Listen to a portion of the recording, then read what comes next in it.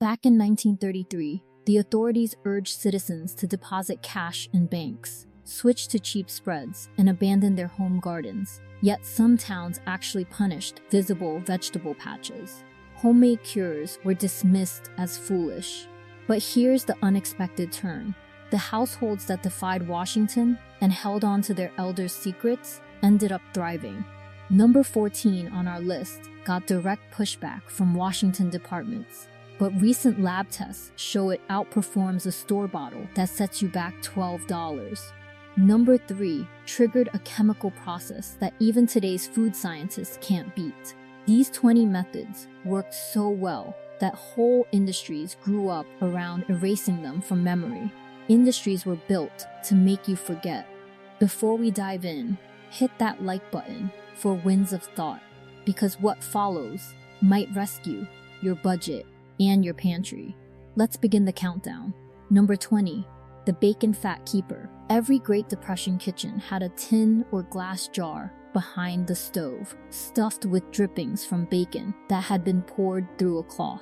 Your grandmother saved every bit of rendered pork fat. She fried morning eggs with it. She crisped potatoes in it. She buttered baking tins and re-seasoned cast iron with it. That single jar replaced butter, lard, and bottled oils completely.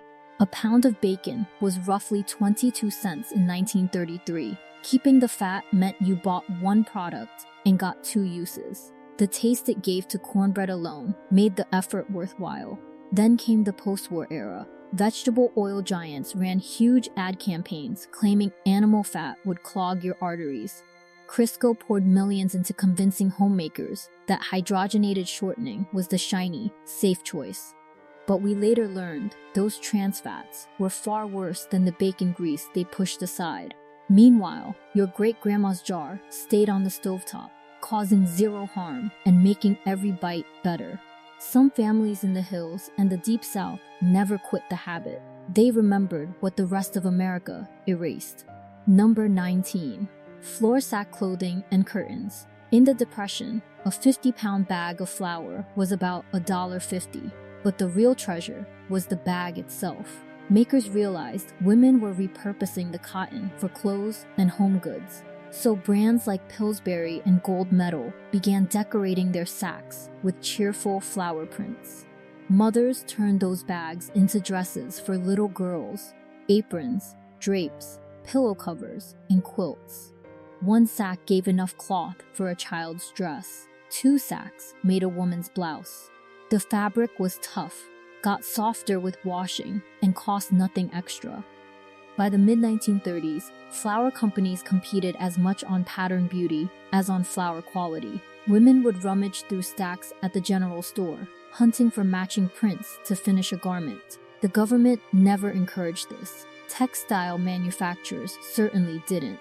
Yet, American moms turned trash into wardrobes that kept families dressed when store shelves were out of reach. Today, we shell out premium money for organic cotton and call it eco-friendly. Our great-grandmothers mastered zero-waste fashion 90 years ago with nothing but scissors and a treadle sewing machine. Number 18. Dandelion greens on the plate.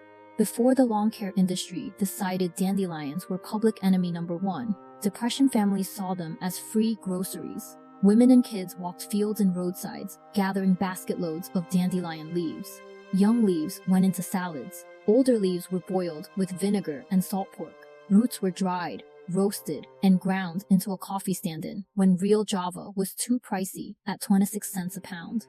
Dandelion greens are packed with vitamins A, C, K, plus iron and calcium. More nutritious than spinach by almost any measurement. But you can't sell a weed. So the chemical lawn industry spent decades telling Americans to spray dandelions with poison, turning free nutrition into a foe that demanded expensive products. The USDA never told families to eat dandelions during hard times. They were pushing big crops instead. But the families who foraged ate better and stayed healthier. Number 17. Oats as a meat extender. When ground beef cost 12 cents a pound and you had 6 mouths at the table, you didn't make a 1-pound meatloaf. You made a 2-pound meatloaf using 1 pound of beef and a cup of oats. Your grandmother soaked rolled oats in a little milk until soft, then stirred that paste into the meat with an egg and whatever spices she had. The oats sucked up moisture while baking, keeping the loaf juicy and doubling its size. Every slice held together. No one went hungry. The same trick worked for meatballs, burger patties, any ground meat. A big canister of oats was about 10 cents and lasted weeks. Today's fancy chefs call this a panade when they use bread, and they charge you $40 a plate. Your grandmother just called it Tuesday supper. Modern recipes skip this step, and the meatloaf turns out dense, dry, and crumbly. We forgot the simple science that our grandmothers knew by feel. Number 16. Pre-war victory gardens. History books link victory gardens to World War II spirit, but the truth is, American families were growing survival gardens a full decade earlier, during the Depression. By 1934, relief groups estimated over 6 million families were raising food in backyards and empty lots across the country. Beans, tomatoes, potatoes, corn, squash, they grew it all. They canned hundreds of jars each autumn for winter eating. A 10-cent seed packet could yield 50 pounds of tomatoes. But here's what the textbooks skip. Several cities tried to ban or restrict home gardens in the early 1930s. Because they competed with commercial farming. Grocery chains and farm lobbies leaned on local governments, arguing that home gardens hurt food prices. The same fight happened again during the war, and again in the 2000s, when cities fined residents for front yard vegetable plots. The message never changes. They'd rather you buy than grow. The families who ignored that message fed themselves through the worst economic collapse in American history. Number 15. Water pie. When you had no eggs, no butter, no fruit, and barely any sugar, you still made desserts.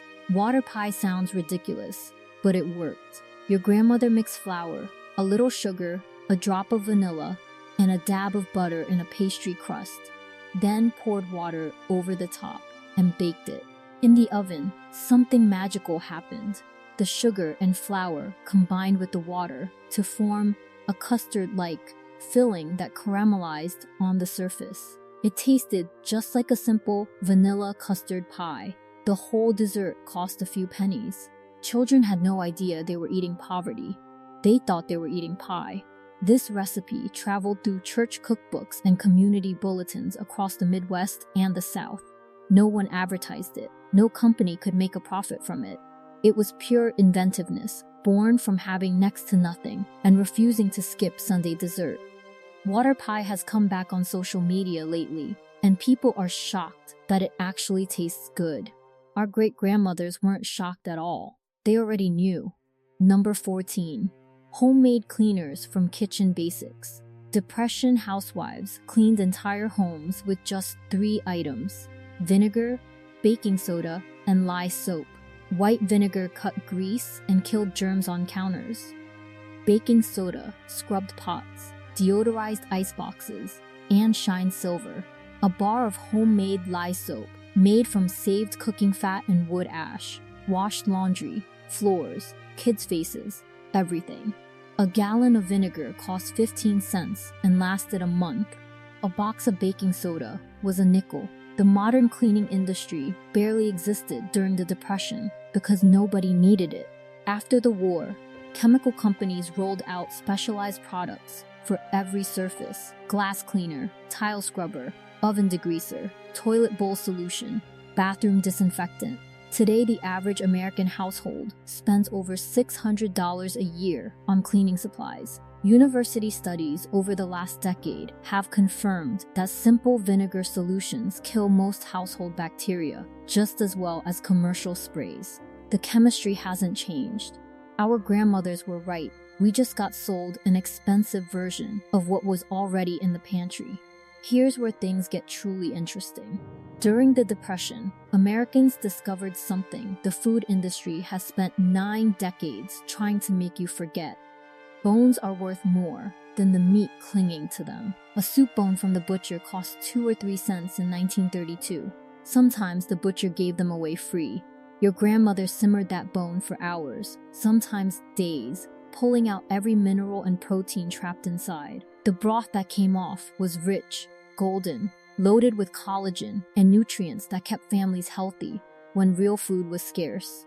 She used that broth as the base for soups, stews, gravies, and cooking liquid for rice and beans. One bone fed a family for a week. Today, we pay $8 for a small carton of bone broth at the health store and call it a wellness fad. Influencers sip it from mugs and rave about the benefits. The same benefits your great-grandma already knew when she simmered marrow bones on a wood stove in 1934. The store-bought version doesn't come close. Number 12. The icebox stretch. Before most homes had electric refrigerators, families used real iceboxes. Insulated wooden cabinets, cooled by a block of ice delivered once a week. Ice cost money, so your grandmother became a master of cold management. She arranged food by how fast it spoiled, putting dairy and meat nearest the ice block. She wrapped everything in damp cloths or newspaper to keep humidity right. She opened the box as little as possible. The real clever part was the drip pan. As the ice melted, the cold water collected underneath. That water went to plants, cleaning, and sometimes even drinking during the hottest months. Nothing wasted, not even melting ice. When electric refrigerators arrived in the late 1930s, appliance companies ran ads mocking the icebox as backward and unsafe. They needed Americans to buy new tech. But the icebox taught a generation how to manage food inventory with nearly zero energy cost. That skill, knowing which foods last and how to store them, is something modern Americans have completely lost. We forgot the skill of storing nothing. Today, we refrigerate everything and throw away 30 to 40% of what we buy. Number 11. Fake apple pie with crackers. When apples were out of season or too pricey, your grandmother made apple pie without a single real apple. She used soda crackers. Ritz crackers soaked in a sugar and cream of tartar syrup with cinnamon and lemon juice, baked inside a pastry crust. The crackers broke down into a texture, almost exactly like cooked apples. The cream of tartar gave the tartness. Cinnamon and sugar did the rest. The result fooled almost everyone at the church social. This recipe actually appeared on the back of the Ritz box starting in the 1930s and stayed there for decades. The chemistry is real. Cream of tartar mimics malic acid in apples, and the crackers provide the same soft starchiness as baked fruit. It sounds crazy until you taste it. Then you realize that Depression cooks weren't just making do, they were reverse engineering flavor from whatever sat on the shelf.